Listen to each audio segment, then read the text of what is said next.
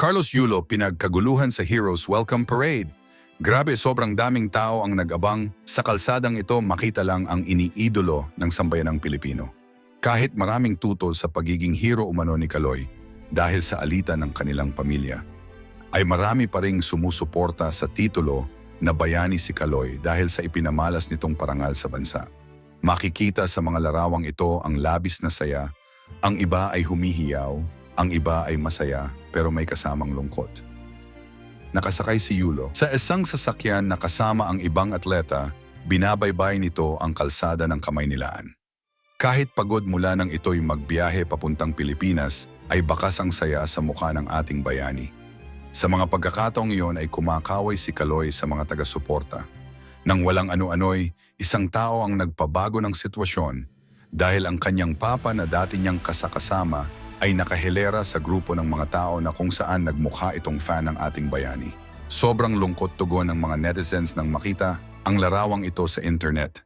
Ang iba ay naiyak pa. Ang iba naman ay sabi nila ang bigat sa pakiramdam na makita ang papa mo sa kalsada kasama ng mga ordinaryong tao.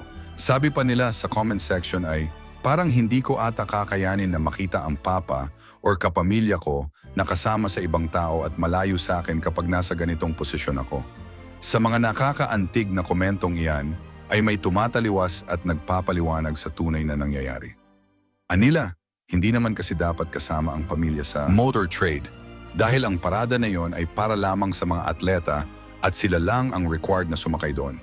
Bahagyang nahimasmasan ang mga nagko-comment sa paliwanag na iyon. May nagsabi pa na, sana binigyan ni Carlos ng lugar yung pamilya niya para hindi humalo sa mga tao at mahirapang makita siya. Well, may tama naman parehas ang mga nagko-comment. Pero eka nga, maramdamin ang mga Pinoy. At the same time, nanatili na ang kadugo ay nananatiling kadugo kahit may hidwaan pa. Mabigat man sa ilan, mas maraming naantig sa walang sawang suporta ng magulang ni Kaloy, particular ang kanyang papa, na dati-rati ay kasama niya na sumalubong sa kanya sa bawat competition na kanyang sinasalihan. Hihingi lamang ako ng pabor, maaari bang mag-iwan ka ng iyong komento patungkol sa sitwasyon ng papa niya na nasa audience? Anong maipapayo mo kay Carlos Yulo? Tama ba na hayaan niya ang pamilya na mahirapan makita siya? O dapat si Kaloy na ang magpakumbaba?